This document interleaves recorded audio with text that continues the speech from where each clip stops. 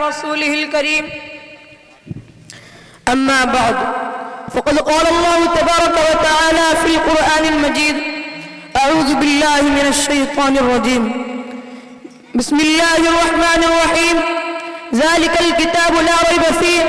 هدى للمتقين وقال النبي صلى الله عليه وسلم خيركم من تعلم القرآن وعلمه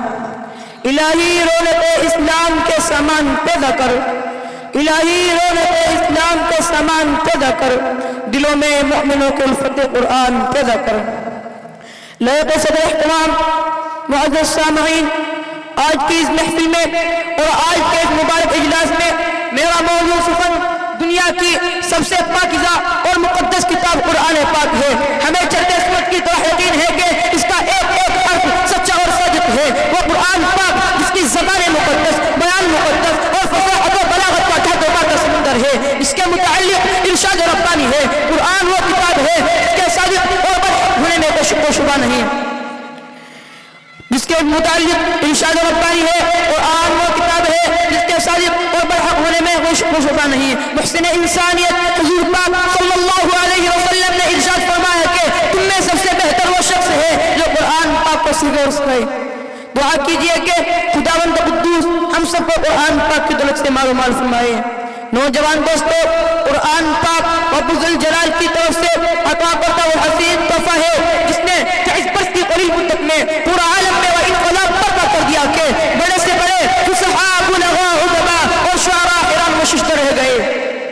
جس کی آیتوں کو سن کر پتھر دل موم ہو گئے یہی وہ قرآن ہے جو ہدی دنیا تک کے انسانوں کے لیے سراپا ہدایت و رحمت ہے یہی وہ قرآن ہے جس نے رسول کی رسالت کا اعلان بخشا یہی وہ قرآن ہے جس نے پسمرد قلوب کو تازگی بخشی ہاں یہی وہ قرآن ہے جس کی برکت سے جنات و شیاطین کا آسمان و بنجانا بند ہوا یہی وہ قرآن ہے جس کی بدولت محبوب حقیقی کی رضا نصیب ہوئی یہی وہ قرآن ہے جو سچائی اور امانت داری کو پسند کرتا ہے یہی وہ قرآن ہے جس کی برکت سے عمر فاروق رضی اللہ تعالیٰ عنہ کو ایمان نصیب ہوا یہی وہ قرآن ہے جس کی نظیر پیش کرنے سے عرب کی فصیل و بلیغ زبان دانی کی دعویٰ کرنے والوں نے گھٹنے ٹیک دیے یہی وہ قرآن ہے جس نے ذہنی قوتوں کو جلا بخشا یہی وہ قرآن ہے جس کی برکت سے اجلا چمن میں بہار پیدا ہوئی محترم حضرات آج کے اس نازک دور میں حفظ قرآن پاک کو فضول سمجھا جاتا ہے اور اس کے الفاظ رٹنے کو حماقت بتلایا جاتا ہے اور کہا جاتا ہے کہ اس کے الفاظ رٹنا بے سمجھے پڑھنا بے سود ہے جزاک اللہ خیرا وما علینا نحمده ونصلي على رسوله الكريم اما بعد فاعوذ بالله من الشيطان الرجيم بسم الله الرحمن الرحيم واعتصموا بحبل الله جميعا ولا تفرقوا گر اسلام کی کچھ حمیت ہے تم کو گر اسلام کی کچھ حمیت ہے تم کو تو جلدی سے اٹھو اور اپنی خبر لو وگرنہ قول راس آئے گا تم پر کہ ہونے سے ان کا نہ ہونا ہے بہتر رہو گے یوں ہی فارغ البال کب تک نہ بدلو گے چال اور ڈھال کب تک رہے گی نہیں پود پامال کب تک نہ چھوڑو گے تم بھیڑیا چال کب تک بس اگلے فسانے فراموش کر دو تعصب کے شعلے کو خاموش کر دو حضرات میری آج کی تقریر کا موضوع ہے ایک پیغام عالم اسلام کے نام یہ ایسا موضوع ہے جس کے ضمن میں بلا مبالغہ ایک ضخیم کتاب تیار کی جا سکتی ہے میری نظر میں آپ عقل و تدبر کے پیکر ہیں اور ایک عاقل کے لیے اشارہ کافی ہوتا ہے اس موضوع کی اہمیت کا اندازہ آپ کو درمیان میں تقریر میں خود ہی ہو جائے گا میرے آج کے موضوع سخن میں ہر وہ بات ملے گی جو ایک بے حس انسان کو حساس بنانے کی قوت رکھتی ہے چنانچہ موضوع مذکور جہاں آپ کو اپنا فرض منصبی یاد دلائے گا وہی آپ کے منجمد قلوب میں رخت پیدا کر دے گا جہاں آپ کو خواب غفلت سے بیدار کرے گا وہی آپ کے عیش و آرام کو بھی غفلت کا سبب قرار دے گا جہاں آپ سے اپنی بدقسمتی کی کہانی بیان کرے گا وہی آپ کو حقیقت سے بھی روشناس کرائے گا جہاں آپ کے لبوں سے مسکراہٹ چھین لے گا وہی آپ کے تاریک مستقبل پر اشکوں کی بوچھار کر دے گا۔ باوقار سامعین، عالم اسلام کی بے حسی اور بے اعتنائی ہر حساس شخص کی نظر میں خار بن کر چبھ رہی ہے، اور اس کی نظر یہی کہتی ہے کہ بار الہی ہمارا ماضی کتنا تابناک اور روشن تھا، پھر مستقبل اتنا تاریک کیوں ہو گیا؟ ہم نے کون سا قصور کیا جس کی سزا نے ہمیں اس موڑ پر لا کھڑا کیا؟ ہماری حیثیت مجروح کر دیا، ہمیں عزت و وقار کی جگہ ذلت و خواری ملی، ہمارا معاشرہ درہم برہم ہو گیا،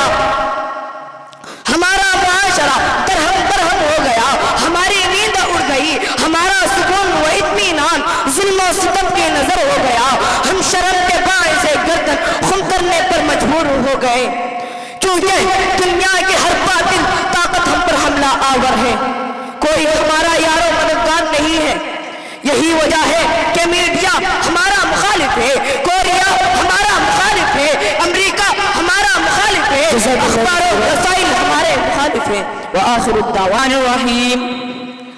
الحمد للہ رب العالمین والصلاة والسلام على سید الانبیاء والمرسلین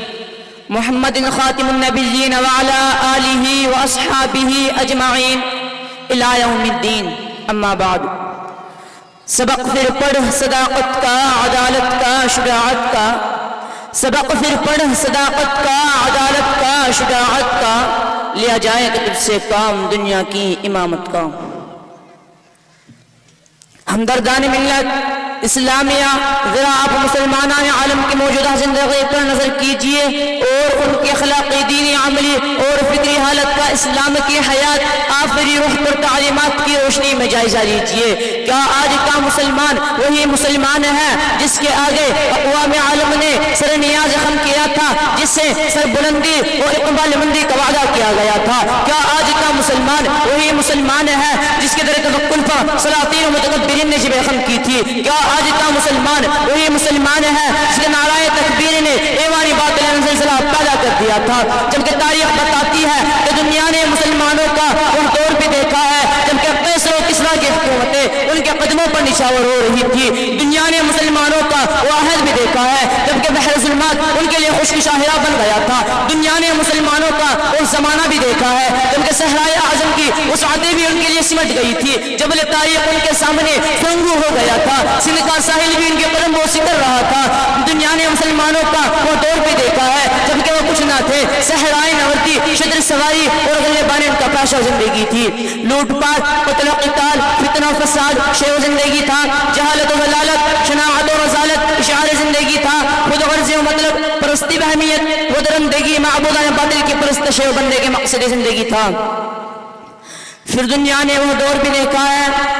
جبکہ ایک امی نقب، اعلیٰ نصب، ممتاز حسب، پیکر و برکت و رحمت، خوگر محبت و رفات کس طرح درد مندی سے اٹھتا ہے، پیغام توحید سناتا ہے، راہ حق کی طرف بلاتا ہے اور عربوں کی زندگی میں انقلاب پیدا کرتا ہے، طرز زندگی بدل دیتا ہے، فکر حیات بدل دیتا ہے۔ بس درود بھیجئے اس رسول پر، درود بھیجئے اس محسن انسانیت پر۔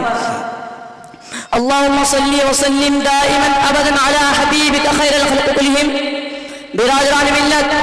جب اپنے حال کی زندگی کا جائزہ اپنے ماضی کے آئینے میں دیکھتا ہے تو ہمارا ماضی صاف و شفاف ستھرا نکلا نظر آتا ہے، جو قیادت و سیادت، حکومت و امامت، عزت و شرافت اور مساوات و حدث سے بنا تھا، جبکہ ہماری حال کی تصویر ذلت و نقبت، غربت و مسکنت، انتشار و خلفشار، تنازعات و اختلافت، محکومت و مظلومیت سے تیار ہوئی۔ کتنا عظیم فرق ہے جس کو مسلم سے وانتم الاعلون ان کنتم مؤمنین کا وعدہ کیا گیا تھا، اور اسلام نے اس وعدے کو پورا بھی کر دکھایا۔ اسلام نے چتر سواری کو سلیقہ جہادانی بخشا، صحرائے نوردی کو طریقہ حکمرانی بخشا، اور اسلام نے اپنے ماننے والوں کو جذبہ اطاعت اور سلیقہ عبادت بخشا، اور جب مسلمانوں نے ان کنتم مؤمنین کا مثال نمونہ بنا کر اپنے کو پیش کیا تو فتح و نصرت، شان و شوکت، وقار و عزت، الفت و محبت اور نصرت و حدت کی مثال بنے رہے۔